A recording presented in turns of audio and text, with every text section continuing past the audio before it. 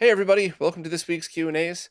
Before I start, I just want to say I can't wait to see as many of you as possible this weekend at Retro World Expo. I really love meeting all of you and hanging out, so please come over and say hi if you're going to be at Retro World. But anyway, let's jump in and see what we got this week. First up, over on Patreon, Tony Escobar had a couple of things. First, they loved the RetroTink 4K live stream. I looked positively gleeful during it. Yeah, that was a blast, but just wait for the launch video. It's going to be even more fun. But Tony's actual question, they bought an original Analogue NT a couple years ago and it's never worked right. They can only get a blue picture on a CRT, and they've only used the monoprice VGA to composite adapter that was recommended for the NT Mini and Mini Noir. From watching old videos and reading old posts, it seems like the original NT came with a special VGA to composite cable, perhaps with special or unique pinning. Do I know if that's true, or do I know of any VGA to composite cable solutions that could possibly work with it? So no, I don't know any of that stuff, but what I do know is the original Analog NT was designed was a motherboard design based on essentially reverse engineering the Famicom motherboard, and it used Famicom CPUs and PPUs to be an original experience. And then you could choose between having either Tim's NES RGB installed or Kevin's HDMI mod installed. So assuming that yours doesn't have the HDMI in it, which I guess it wouldn't, it would be one or the other, VGA or HDMI.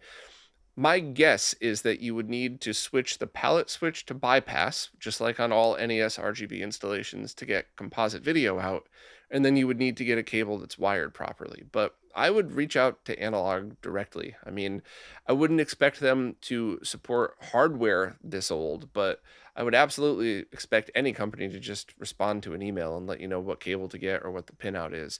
Or maybe the pinouts are already on their website buried somewhere. It's their website's kind of hard to navigate sometimes.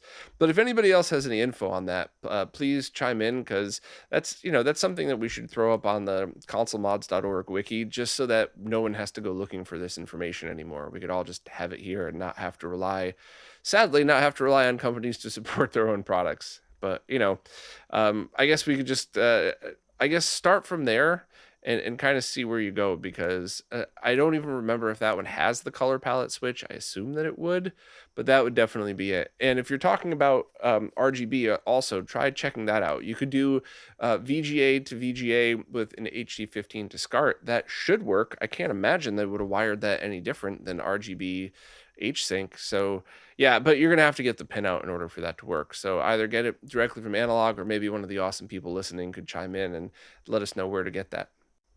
Aaron S. has a question, and there's a bunch of things I need to address in there, so I want to not read the question, but just to answer the question to avoid confusion.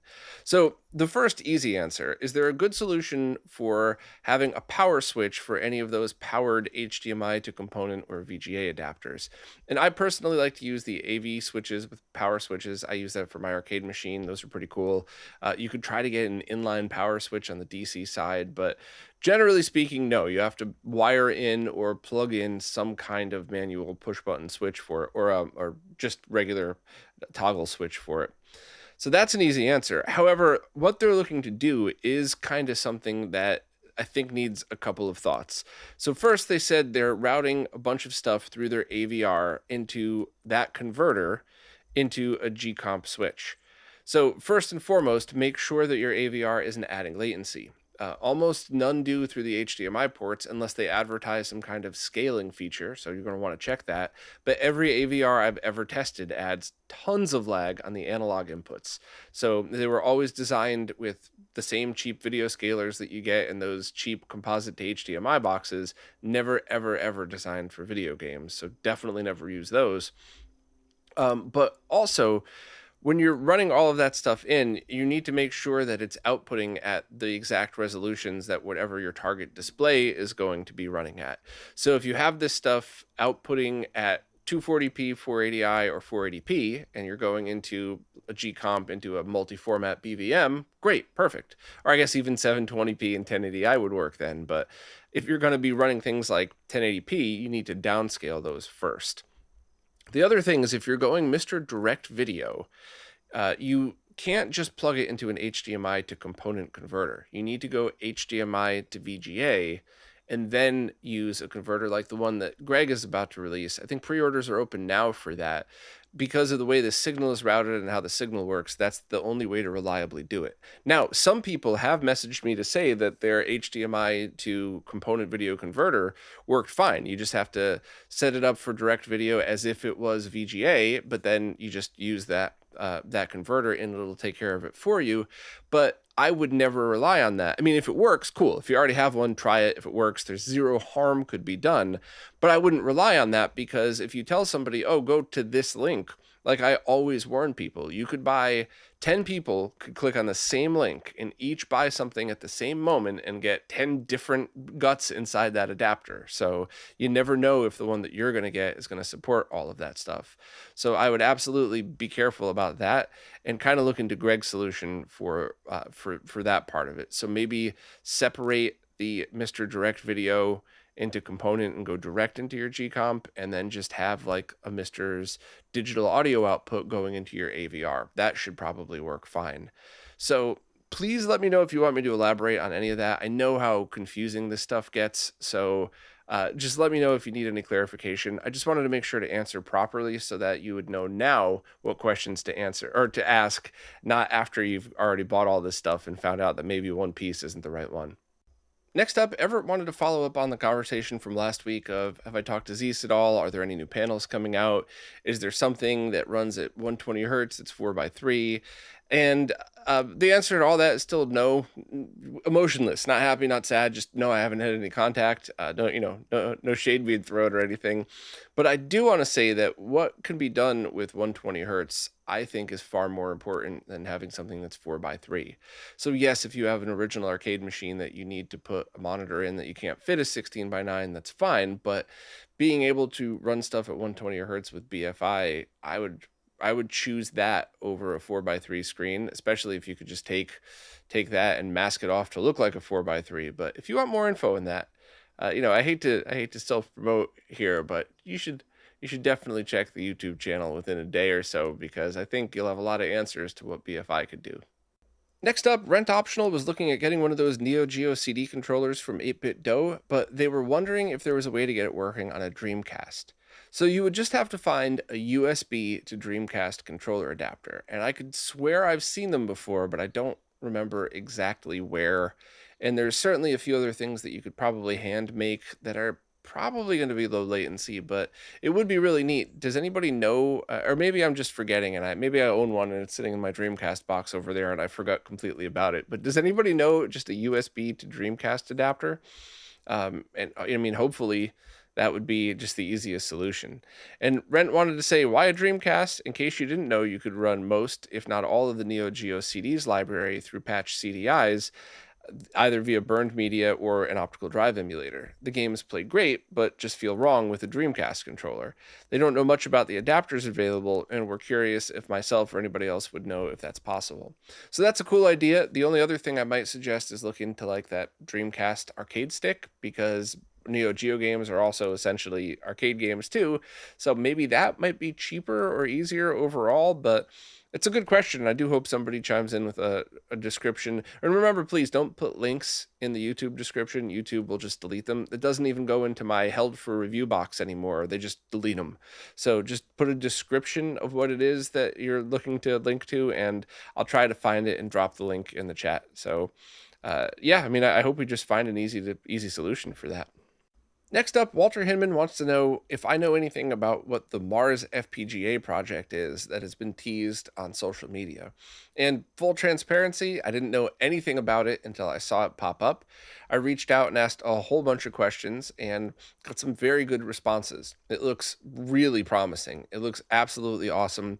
And I would like to put together a formal post on RetroRGB without speculating, because with respect to you, to the Mars team, to everybody, without seeing it and getting in talking to the team and getting details, any speculation would be unfair. So Don't mean anything bad by that. I guess I don't even really mean anything good by that either. It's just, it is what it is. So I want to get my facts straight. I want to get a good post prepared. Hopefully I'll have time.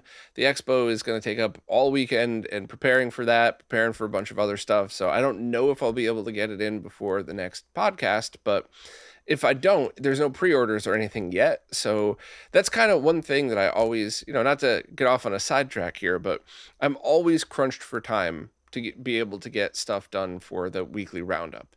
And when Tuesday morning hits and it's like, okay, I got to start recording very soon to get this out in time, I always just kind of look at the stuff I have queued up that I want to write a post on and say, what is time sensitive and what isn't? And the stuff that's not time sensitive at all gets pushed back. And that's never a disrespectful thing, or never intended to be a disrespectful thing. It's just, if I have a choice between saying, okay, I could write a post about something where orders open tomorrow and they're only, they're probably going to sell out, or let's talk about a big project that's going to be released not now with no pre-orders open, I'm always going to pick the first one, no matter what. And that's not favoritism, that's not disrespect. It's just, I'm trying to get the info out to people that need stuff now, and then kind of go back. So I would love to do a more detailed write-up about Mars before the next roundup. Maybe I'll talk to the team a little bit more and just put a nice post together, a nice short one that just says, hey, here's what this is, here's what the team wants you to know. I'll follow up soon with more info or an interview or a live stream. I don't know. We'll figure all that out at some point. But so my very short answer to you is, I know what it's supposed to be. It sounds freaking awesome, and hopefully we'll get a lot more info on it soon.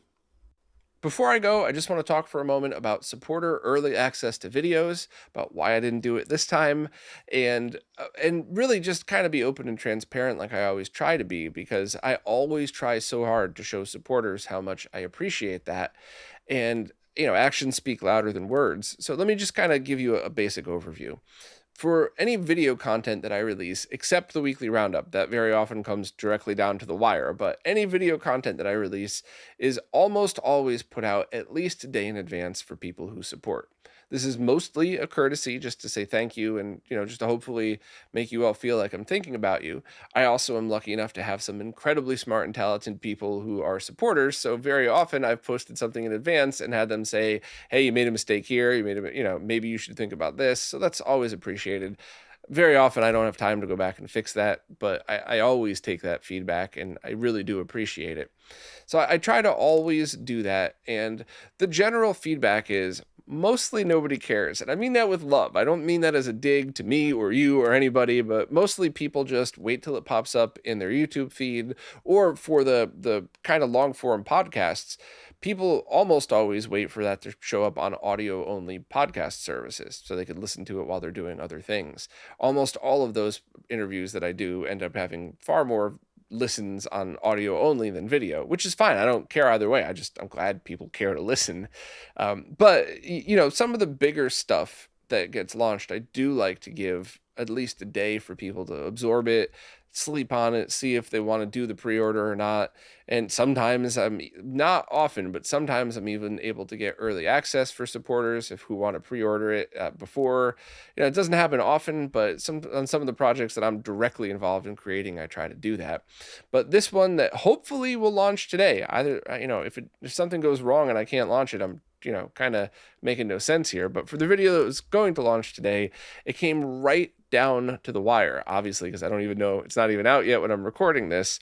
Plus I got the expo to worry about, plus I still have to catch up with so many posts and stuff. And most importantly, there is no pre-order. There's nothing that can be gained from early access.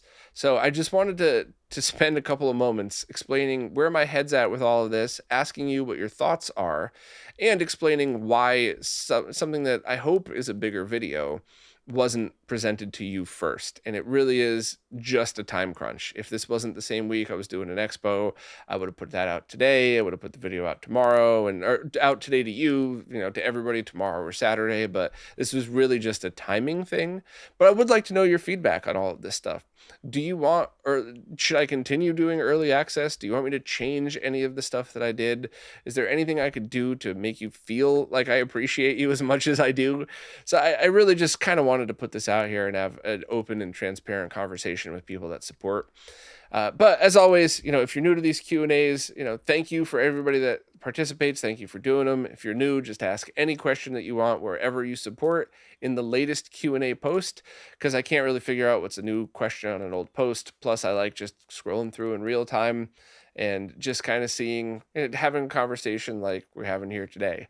Wasn't much to talk about today, which is totally fine. Of all the weeks that there could have been a slow week, this is perfect. Give me more time to prepare for the expo and stuff. But it's really just meant to be a laid back hangout conversation type of thing. So any questions you got, fire away. Thank you to everybody who supports. And yeah, I guess I will either see you at the expo or next week.